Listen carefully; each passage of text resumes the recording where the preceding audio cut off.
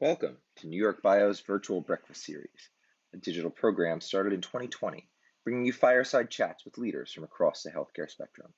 This week's episode features JB Michel, the founder and CEO of Patch.bio. All right, I have 901. Let's go. Hi, everybody. My name is Jennifer Hawks-Bland, and I'm the CEO at NewYorkBIO. We're thrilled you're here for another edition of our virtual breakfast series. Special thanks to our partner, VWR. They help us provide discounts to life sciences companies for all things lab related. And so we hope that you're taking advantage of that. They also help us make our fellows program possible. So we want to give them certainly the recognition that they deserve on our conversation this morning. As far as NewYorkBIO announcements, for those of you who are regular joiners, you will hear this weekly until our annual meeting on September 27th. We are having in-person and virtual. We have a stellar meeting lined up at the end of September when we hope that things will be better and we'll be able to join in person. In any event, we will require vaccines for attendees. So if you want to attend in person, we will, irrespective of what the government requirement of the day is, we will be requiring that you're vaccinated if you're going to attend in person. So we hope to see you there. Registration is on our website. And then the only other housekeeping matters for our conversation with JB today is that we want you to ask your questions. We want you to put them in the chat or the Q&A box, and Derek and I will get to them as we process through the conversation. So we're thrilled with our guest today, and I'm going to kick it over to Derek to do a better introduction. Thanks so much, everybody. All right, good morning, JB. Thank you so much for joining us. We have wanted to have kind of a discussion about company formation, AI and the whole bit. You're the perfect person to hold this with. And I look forward to a lot of things, but I've been really kind of privileged on this one because we'll hear a little bit more about the formation of Patch. But you and I have kind of kept in touch with this over the last year and a half, 18 months. So I've kind of gotten a bit of a blow-by-blow description, which is pretty fantastic. And also famously for our audience, the first time we met, we basically spent an hour talking about AI, where I had asked you certain questions and told you this theory, which you told me was kind of wrong and wouldn't work. So we've got that going for us, and I look forward to a terrific discussion. So without further ado, JB Michel, founder, CEO of Patch.bio. You've got a fantastic background, and as always, we start with a little bit of an origin story from our guests, and you've got some amazing ones here. So why don't we rewind the clock and go back to your PhD and kind of tell us how you basically went from systems biology through becoming an author, becoming an artist, doing all sorts of really interesting things, and then finally back onto the biological side of the world. It's a long story. Hi Derek, hi Jennifer. Thank you very much for having me here. Look, I don't know where to start, but I think basically I've kind of fell in love with biology during my master's in applied math that I came to the US for. So I'm French and Mauritian. My background was in pure math. Came to do some applied math at Harvard, and then met with Roy Kishoni, a professor in systems biology, and I thought this was the most interesting thing I could work on. So I worked on systems biology for several years during my PhD, but I was too impatient for academia at the time. And also my love interest, who's now my wife, lived in New York, so I moved to New York. And then at that time, like the tools that I was reusing to do biology was data science. So we had access to a lot of genomic data. I'll skip a few steps here, but basically I was using data as a building material. And I was more interested at the time in the process of doing that, in the building of things, than in the thing itself that I was building. And so when I moved to New York, I kind of left my love for biology on the wayside a little bit and focused more on data and building things. So I built a couple of tiny startups in data science. I'm not sure how to go from there because there's a lot of threads, but we found it linearly. When was this, JB? Yeah, when was this that you moved to New York? So how long ago? That was 2012. Okay. Yeah, 2010 actually, 2010. Yeah, so a while ago now. Yeah. So 2010, built a couple of tiny startups, realized I didn't really know what I was doing. With my second startup, we joined a bigger company called Palantir. And this is where I really got into building teams. And we worked on a lot of really interesting problems, like trying to detect all the credit card fraud going on in the US, trying to help plane manufacturers make planes on a faster timescale, trying to help car manufacturers make cars that have fewer problems on the road, and so on. And I ended up in pharmaceuticals at Palantir.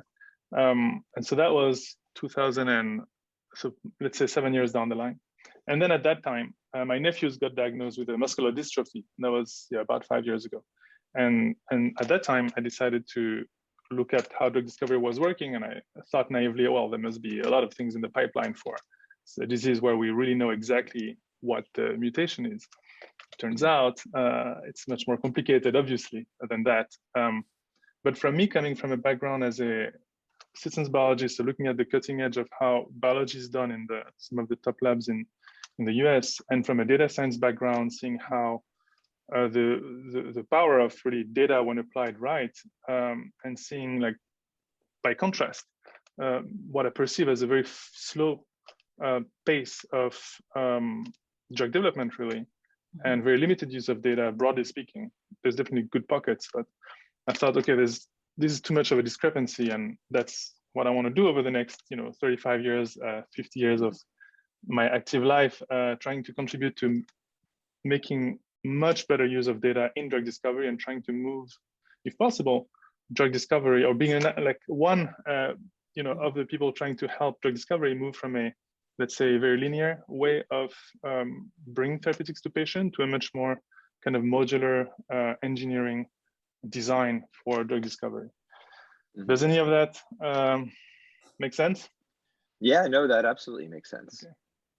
And from Palantir, you went to Benevolent, right? And this mm-hmm. is, I think, probably one of the earlier entries, or at least one of the earlier larger entries in the kind of AI for drug discovery space. Mm-hmm. So if I understand it, their platform was one of the ones that would basically kind of comb the literature and try and do basically literature aggregation around systems biology and scientific pathways for mm-hmm. either new targets or repurposing, et cetera. Is that right?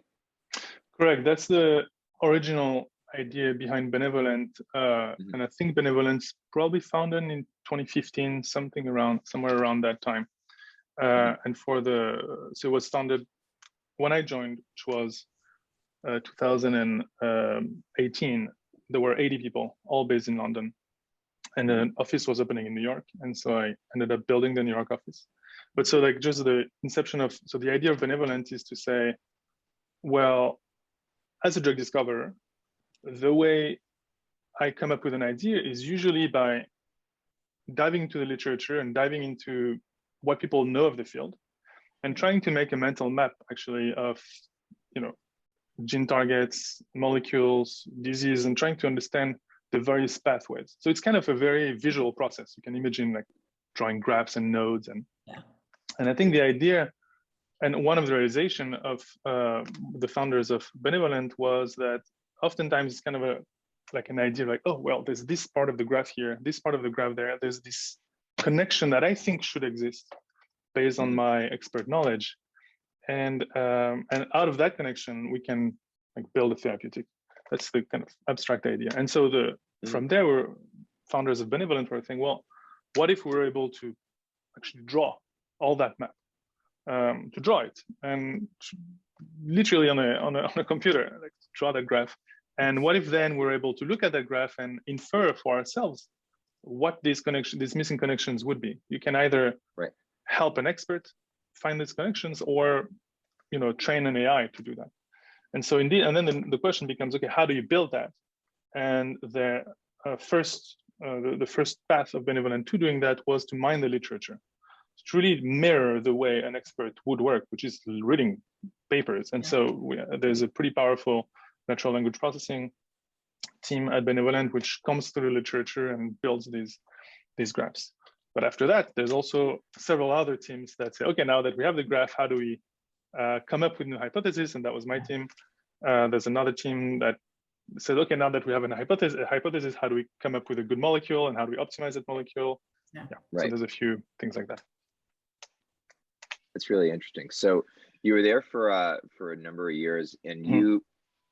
So I have two questions. First is really what. So let's keep this on New York for a second. So what was it like to build a team in New York? And this is now a few years ago. We can actually talk about your experience with Patch, because you guys are hiring and building out a team here. So just if you rewind the clock, you said you're going to start the New York office. What was it like to build a team in New York at that time? Well, it was super exciting, first of all. So we were just two initially, Dan and Neil, who's now the SVP of AI at Benevolent, and myself, and we were in a little office downtown. It was snow. It was January, I remember.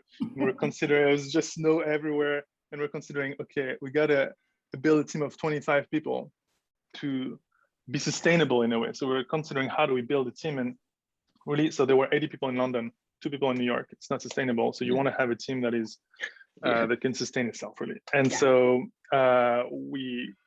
and I know I've been in New York for a while now, and at Palantir in particular, I've been doing a lot of hiring, so I have a good sense of who is in New York, what talent there is, and the talent is fantastic.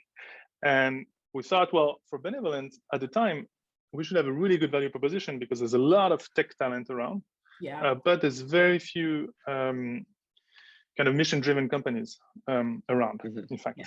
So the pitch was really very simple. Was, okay, do you want to continue, doing great AI for advertising, or do you want to come help us figure out cures for, children?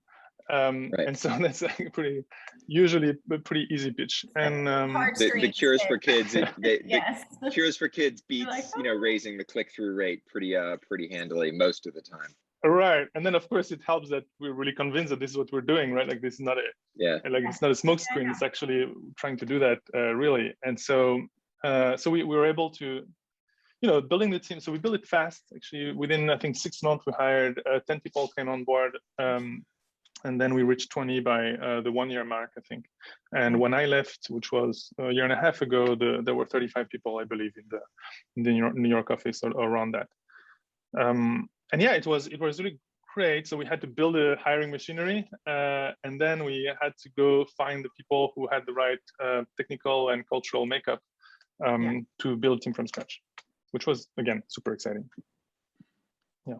Right. So did you recruit, so let me, I'll put in my New York bio, bring everyone to New York hat.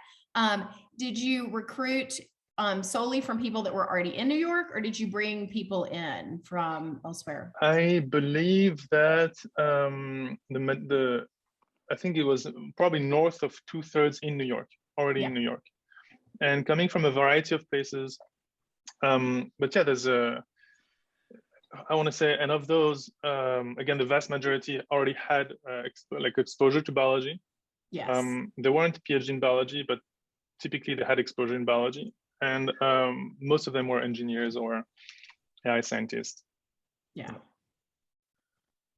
Do you find that it's funny, because I had this conversation with someone, for a different topic, but do you find that, AI talent in general is, can you port that to biology, or would you, given your perspective, would you prefer to hire someone who was kind of, if not pure biology, but had AI skills and a knowledge of biology? Where does the balance fit there? Would you rather have somebody who was just great at the AI, or?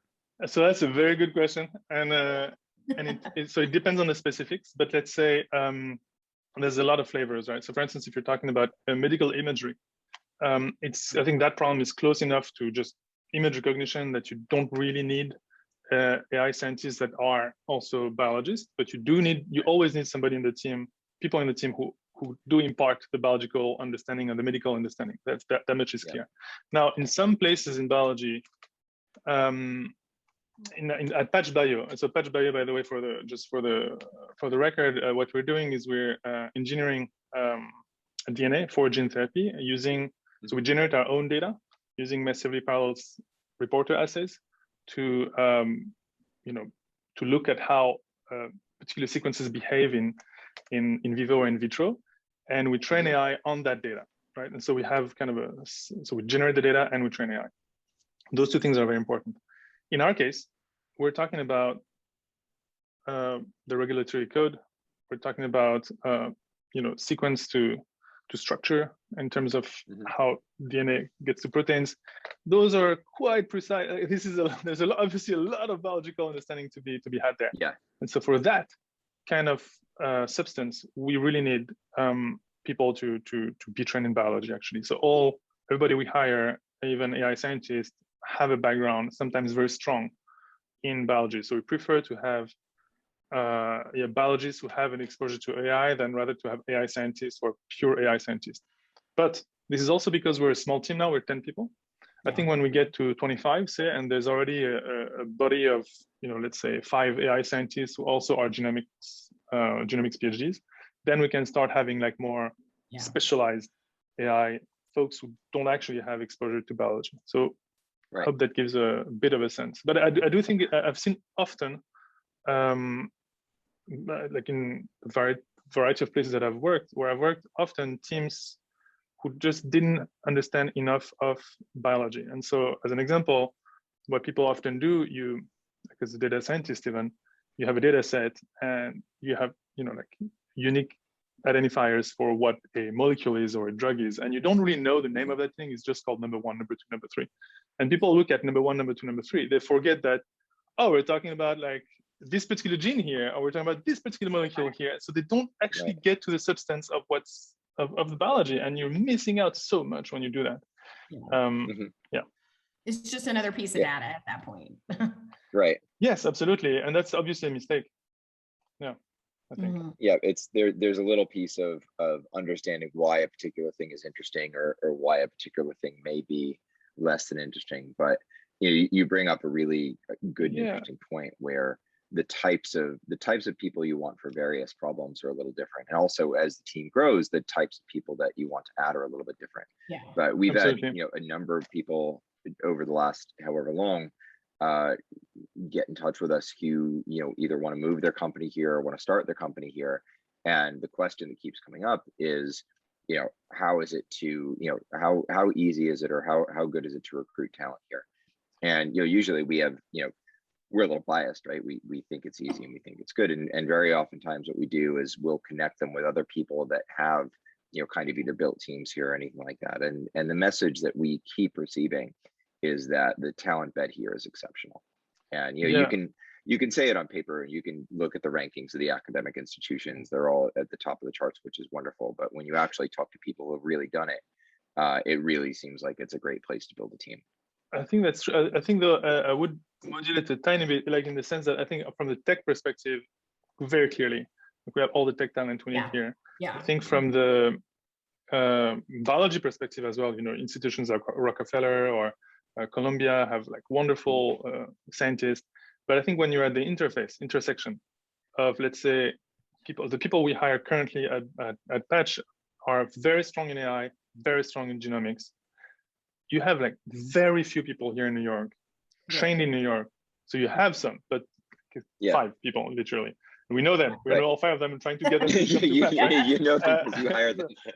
But I think like the other obvious places, which are Boston and Stanford and San Francisco, have like vastly more people at that interface. Now, I would love to help, and there are some labs here starting to have trainees for that, and I would love to help these labs grow in whatever capacity is possible. I think New York is a great environment for that kind of talent. It's at that interface. It's a little bit more in the next few years. I think that's going to happen. Well, and don't you think as companies like Patch and others grow and need that particular talent in New York, people will either be here, they'll move here, they'll put down roots, then they want to stay, right? So it'll help. It takes time, but it will help to create a workforce specifically who has the talent and the skill set that your company needs. I think that's very possible. Like the people we hire currently at Patch, for instance, tend to come from out of state. And they do want to come and like settle in New York. I think it would be, I think there is a real question of, okay, what's the academic, like where are these people trained? And I think I'm selfishly, I'm thinking, okay, we need more labs, academic labs in New York who train those people. There are some, it's just we need them to be 5 times as big. So rewinding a little bit, how did you how did Patch come about, right? Was this a challenge that you were thinking of? Did it specifically have to do with your nephew, and you said, okay, let's actually look at this problem? And how did you start to pull, the thread that eventually led you to Patch? Yes, and also his nephews, plural, unfortunately, for that particular family. Oh goodness. But yes, and so there's two. So first, Patch co-founded with my good friend Uri, who's usually he's usually right there. So Uri Lazesan, who was did his PhD with George Church, and then was at Mount Sinai API for several years. And so we built this company together, and of course with the wonderful people who are at Patch now. So it's not just me, obviously, but I think when we were talking about, so my personal motivation was, I think Benevolent is a great company, and I think I really like the talent that's there, and like the way the company is using data, I think really has a lot. Like we did some great things there, but there is one thing that I think we had been missing is we weren't generating our own data, and that's sometimes a big problem when you do data-driven. So we try to build models of understanding. Obviously, it's entirely about the data that comes in. Like there's only so much you can do by way of importing, of biasing the system towards an understanding that you have a priori. You have to have like great data. And in the case of Benevolent, we use data that's out there. And that's what many people do. They use data that's out there. There's a lot of data out there, vaguely. Right. The Broad produces tons of data. It's great. But when that data is generated, it's usually generated towards a particular question. And that question is usually not the one you're trying to ask. So there's a problem there. And that problem can be quite big when it comes to very precise things in biology. And so for my next company, and now this is Patch, I wanted to build a company that not only was able to bring AI meaningfully to a real problem, but also generated our own data in order to train AI. And that's where I think the real value lies. Like you control the data, you control the way you understand the data, and that's it. Now you can't do that in general. You have to find like small, well-defined problems. And so that's like kind of like the feature that the company needed to have. And then we had a few, of course, gene therapy is very dear to my heart. And from Uri's standpoint, he came with more of a perspective on massively parallel reporter assays, so MPRAs, which is a kind of class of technique developed in particular in the Church lab, but others as well, where the idea is like, okay, well, DNA synthesis is commercially available now, so you can send a text file to Twist Biosciences and give them a little bit of money. And then in that text file, there's 100,000 or 1 million lines of ATGCs. And 2 weeks later, they send you a tube with all these oligos synthesized in a tube. Great. And then what you can do as a scientist, you can clone all of these things into your plasmids, for instance. Then you have a library of plasmids with all these different bits of DNA. You can assay that in one particular cell line, and you can read out the results through sequencing. So you get readouts for each and every one of the bits of sequences that you put in.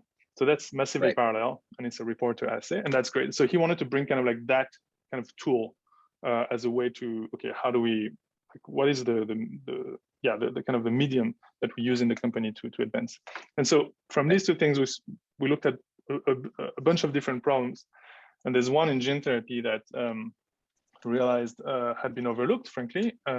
Gene therapy has been all about delivery for 20 years, and that's of course massively important. If you don't deliver a payload, nothing happens.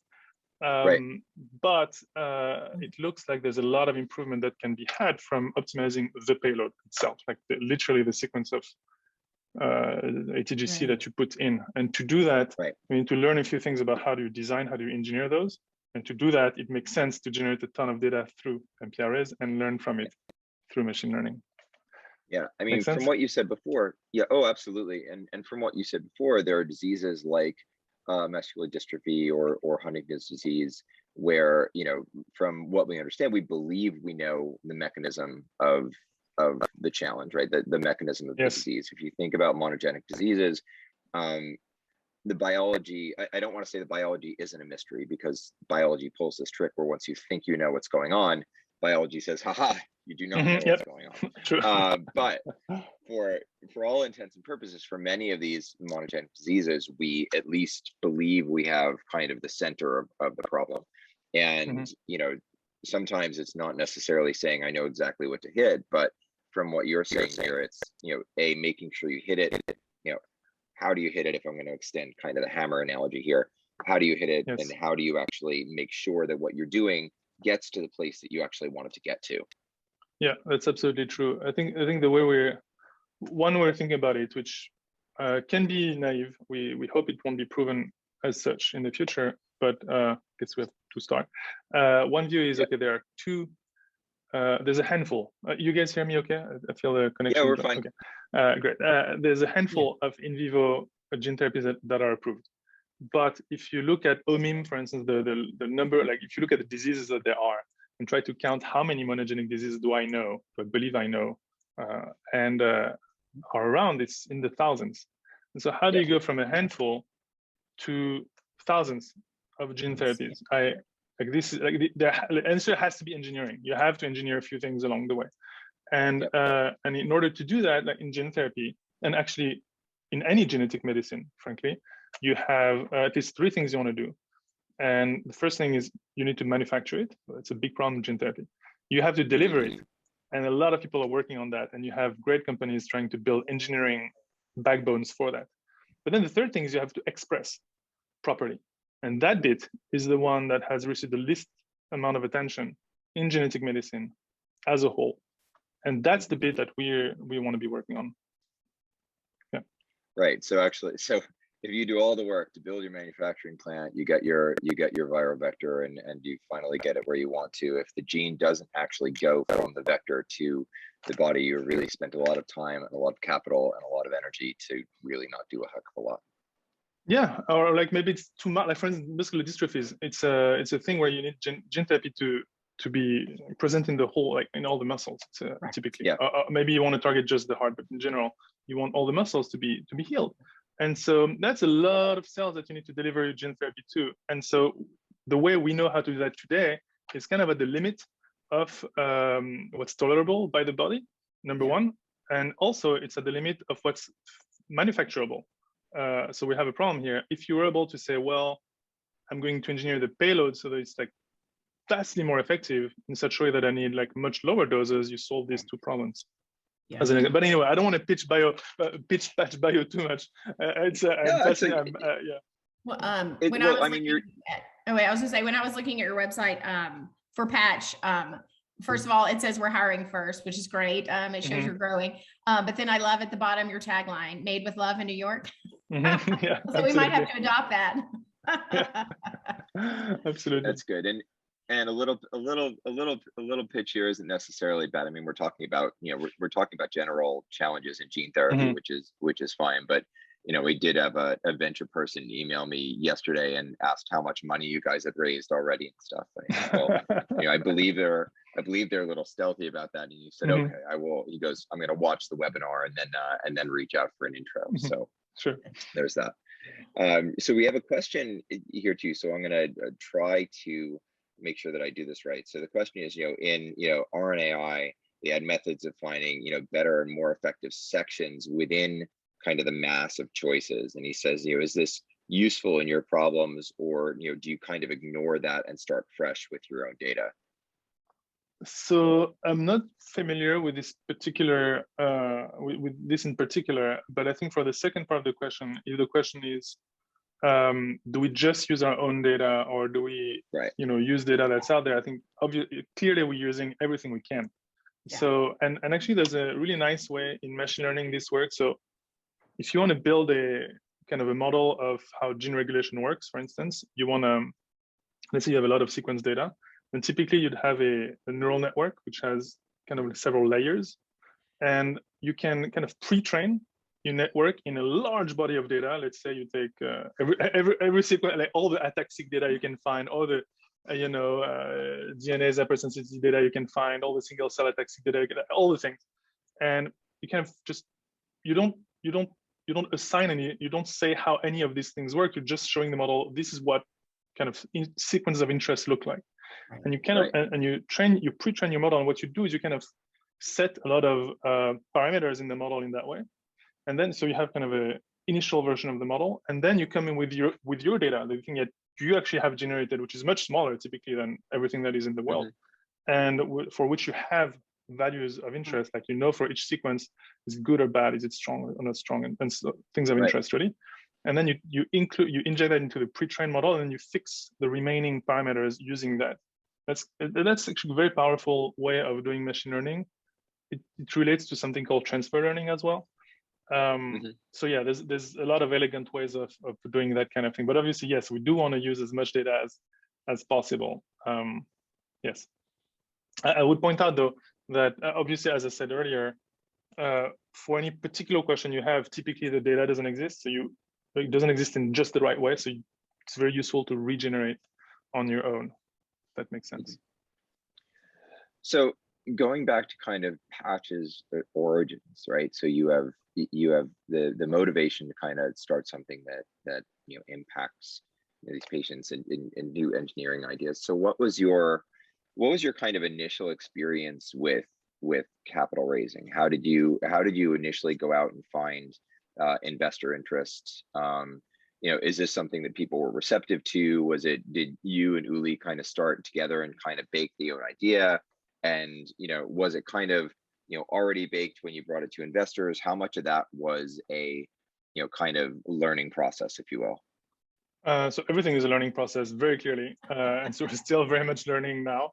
But I think, and just for scope, right? I had built 2 small companies before, kind of with just a few people in each company. I had built many teams of like 20, 40, 50, 60 people over the years after that. My co-founder Uri was a co-founder in Good Start Genetics, which ended up being acquired by Invitae. So some experience at the start stages. We don't have that much experience at the Series B, Series C type of level. But so for us, our experience was seamless, I want to say, for a couple of reasons. First, we really started that conversation together with a VC initially.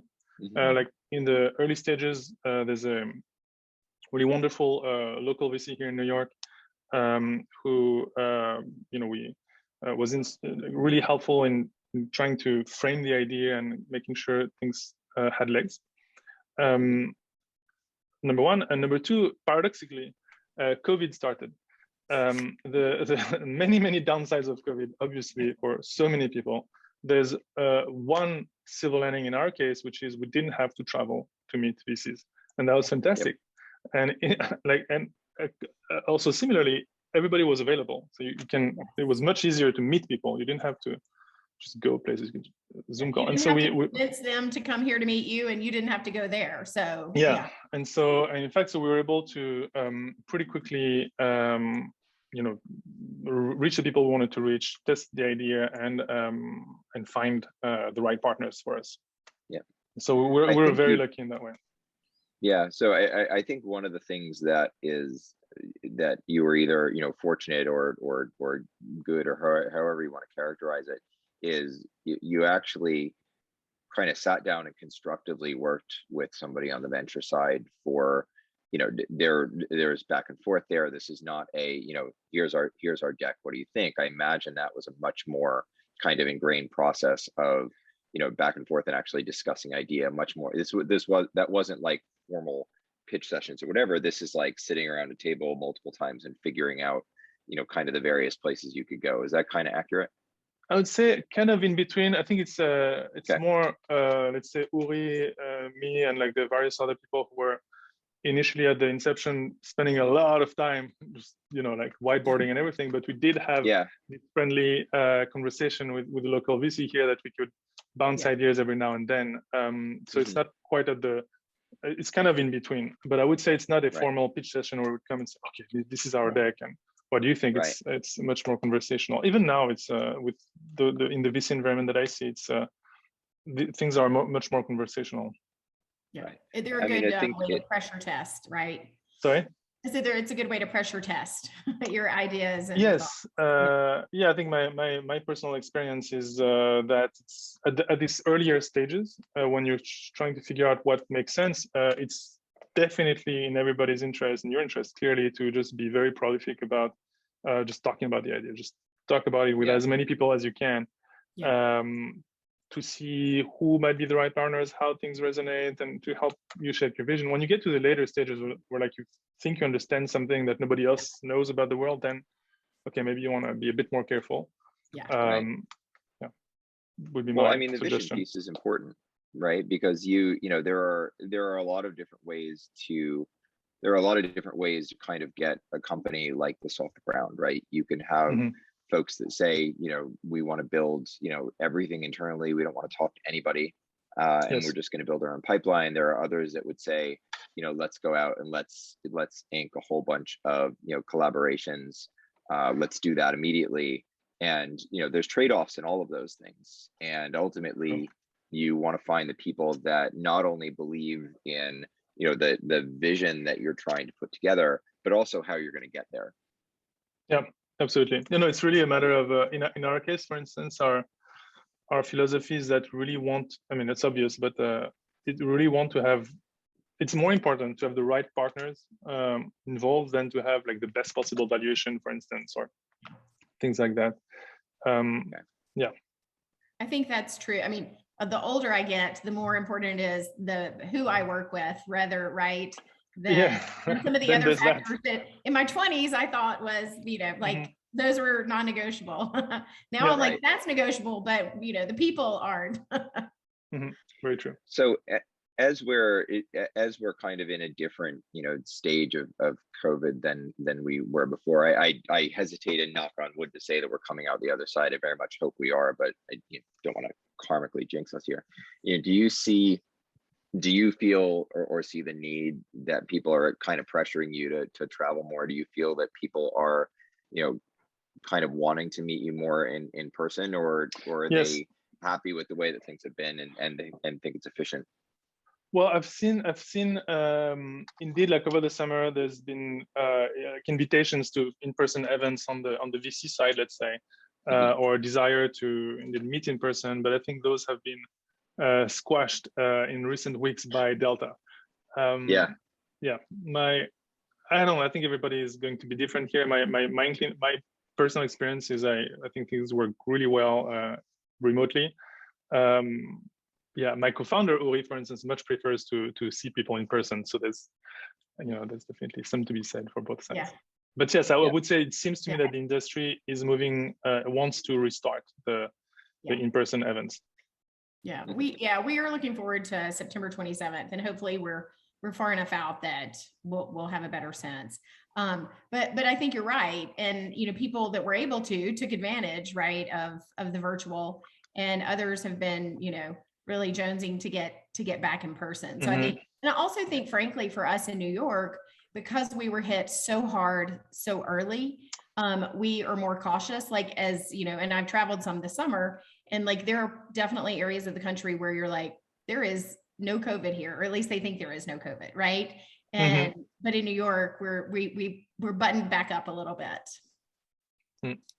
So So let me ask you, as you've been building this company, you came out of Benevolent. Do you feel like where do you feel like the AI field in biopharma specifically is now? I imagine that especially over the last 5 years, it's been an area where there's been a ton invested in it.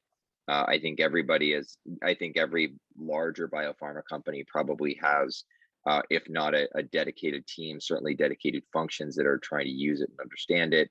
Their BD teams probably all have to, you know, understand what they're looking at. You know, where do you feel like the field is, or the field is gone, you know, with respect to AI kind of across the industry?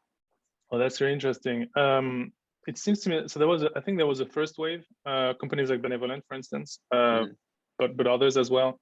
I don't Numerate, for instance, or In Silico. I think companies that had a desire to use AI on data that existed to make better use of, just to accelerate, let's say, the drug discovery pipeline as a whole.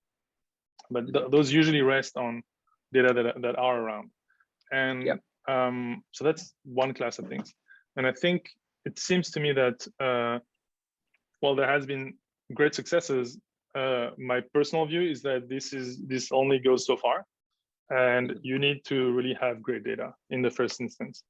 And so there, you can't just have great data in general, you have to fix specific problems. And so I think what we're seeing more and more, if you look at Andreessen Horowitz's portfolio, for instance, companies like Octant, Asimov, a bunch of others, or companies that I'm not sure whether they're related to Andreessen or not, like Manifold, Bio, just a bunch of companies like that.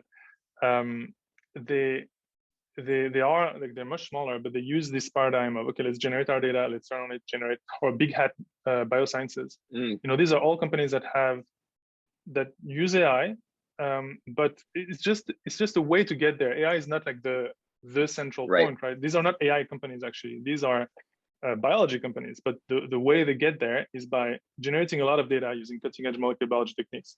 And because you have so much data, it's really hard to interpret just in the classical way. So it's really useful to have strong, good AI engine to do that. So I think we're seeing a lot, I'm seeing a lot of companies in that vibe, and that's super interesting. Obviously, I'm biased because that's what I'm doing.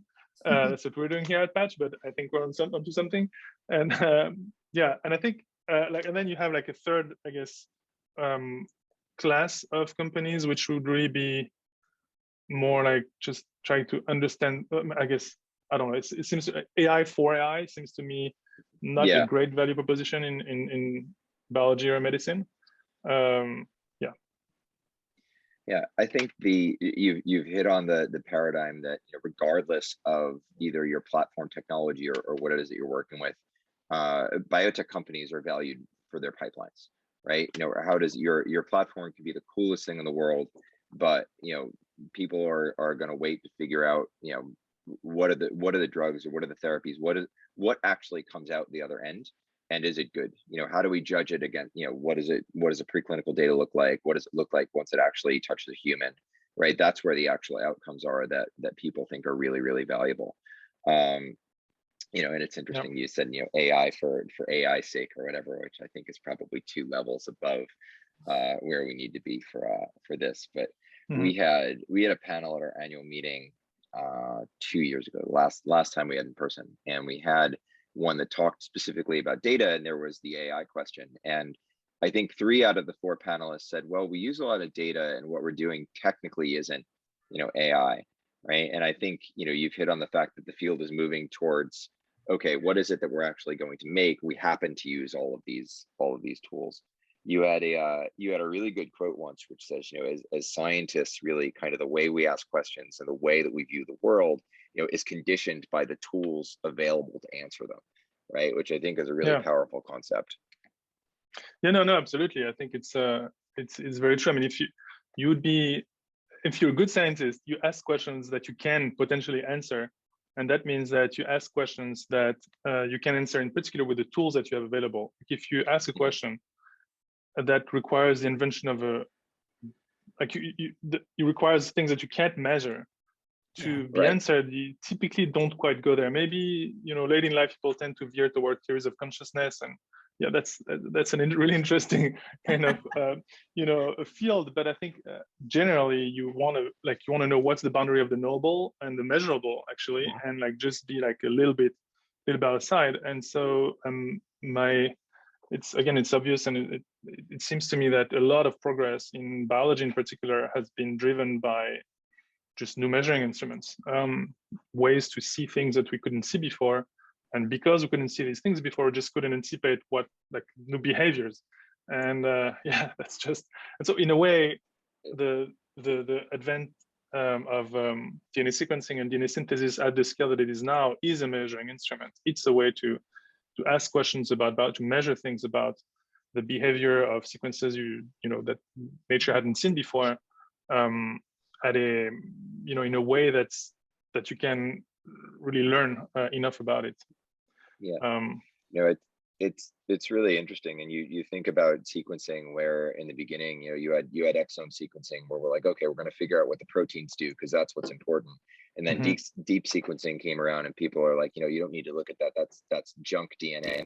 And then all of a sudden people start looking at it and they're like, no, that's pretty important. And radiology is another interesting area where now they have the challenge that the imaging instrumentation has gotten so much better that they see more things. True. So now they have to question what the heck they are, because the instruments are 10 times better than they used to be. They used to not be able to see these little and subtle changes in the images, and now they can. These are all good problems to have, because it gets down to what's an actual true measurement, and can you base your conclusions off of what's actually happening rather than things that are inferred.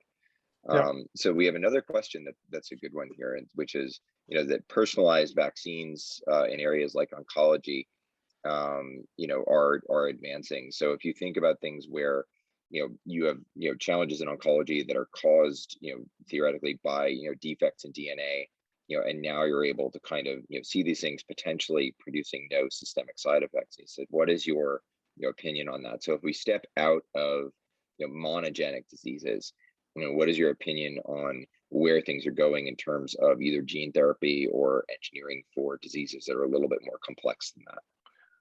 So I guess, I mean, that's also a very interesting question. I guess on my end, I'm so focused on this particular problem that I have and trying to understand this particular thing that I have less interesting opinions about, or less educated rather opinions about the wider space.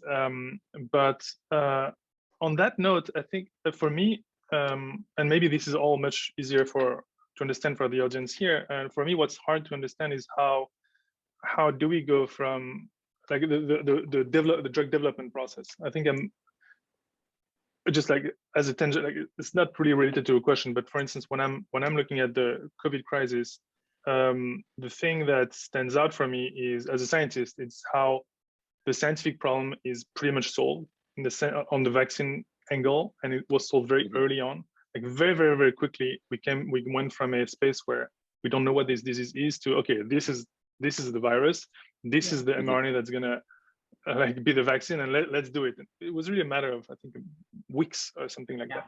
And in fact, and now we're at the stage where, well, okay, the scientific problem is solved in that way, but, and I'm not talking about treatment here, just about vaccine, but the problem is solved in that way, but actually the crisis is still there. And it's really a matter of organizations, like political will. It's the human stuff. It's not the science. It's not the scientific stuff. Right. And so, and that's the thing that, and I don't understand how that works personally at all. And so when it comes to personalized vaccines, for instance, or personalized things in that way, I wonder how much of it is going to be the scientific problem and how much of it is going to be like the rest, the human problem. The people problem. People problem. And so I just don't have any tools to kind of grasp at that problem, but I'd be very interested in learning more. Yeah, you don't have the data to make an assessment. Exactly, I don't know. Every time you add a layer of complexity, it makes it that much harder. You've already taken on the challenge of trying to fix biology, which is Herculean enough. But even once you do that, taking on the added challenge of how do you get it to people, how do you get them to use it, how do you track them afterwards, how do you know what you've done? All of those things are challenging. Not to mention the pay for issue, right? Is that? Well, I wasn't even going to touch that. I wasn't going there. I'm just talking about putting the shot in the syringe and getting the syringe in the arm. That's hard enough. Yeah, but to be fair, we can't talk. I mean, you can't talk about new therapies without knowing how you're going to get them paid for, right? I mean, that's totally. That's part of your valuation. That's part of the process. We actually did have a question that just came in from the audience. What is the biggest problem that gene therapy companies face with developing these types of therapies? Do you think vectors are the issue? So I think I personally think that vectors are so my money is on expression rather than delivery. That's what we're working on. I'm biased in that way. I think you need delivery, obviously. You need vectors because otherwise you don't have anything, you can't deliver anything. But if you look at the investment over the last 20 years in money, time, people, talent, whatever, all the investment, 95%, 99 maybe percent is in delivery. And delivery really gets you through the door. Like delivery is useful in the very first minute of gene therapy. For the rest of the lifetime of therapeutic, it's going to be about what you put in. that vector. And there, really, if you look at like the constructs people are using, those are old things. Those are not, like, there's a lot of room for improvement there, and massive improvement, I think. Yeah. So I guess I'm saying, obviously, yes, delivery is paramount, because otherwise you don't have anything, but that can't be the entire answer.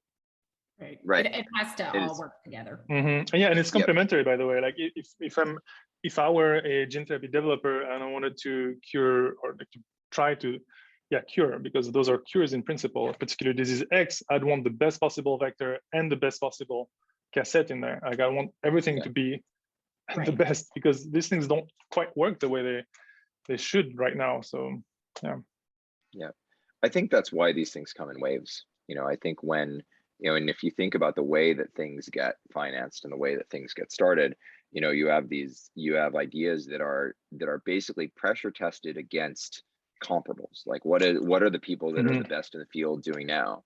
And when they do diligence, they will go to the people that are the top of academia, and they'll say, what do you think about this? And I imagine in the beginning of gene therapy, they'd say, what do you think about the vector challenge? And the top scientists will say, well, it's the best we have right now, and that's the best that we understand it, so it's going to have to do. And then it goes back to your understanding of the biology. But it's all of our industry really is built on stuff that we learn incrementally, right? And again, you make better tools, you learn more things, and you have people that kind of push the envelope forward. And if things don't work out as well as they wanted to, you learn from that, and that's where the next wave comes from. I think you're right. I think that there is a kind of probably a quantitative and qualitative shift happening now in terms of how fast we can learn about these things, because there is a class of things, DNA, nucleic acid rather. There's a class of there's a particular portion of biology that we can now edit and read at a very large scale. So DNA synthesis, DNA sequencing is coming of age, and we can use these tools to test not 1, 2, 10 hypotheses, but 100,000, 1 million, 10 million hypotheses. Right. That changes quite fundamentally the rate at which things can be learned. In some, obviously, it's in a very restricted portion of the discovery. It's not how does ALS work, or solve cancer. It's like much, much more precise. But in those pockets, things can go quite fast.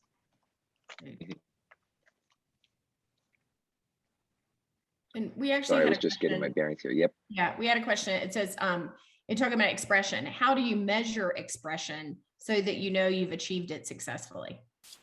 Yeah, so you have a proxy to expression, which is what you want to use first, which should be transcription, and there you can do just RNA-seq, measure the abundance of the RNA transcript or the barcode, in that context. So that's very quick. If you want to measure expression itself, you can also do that.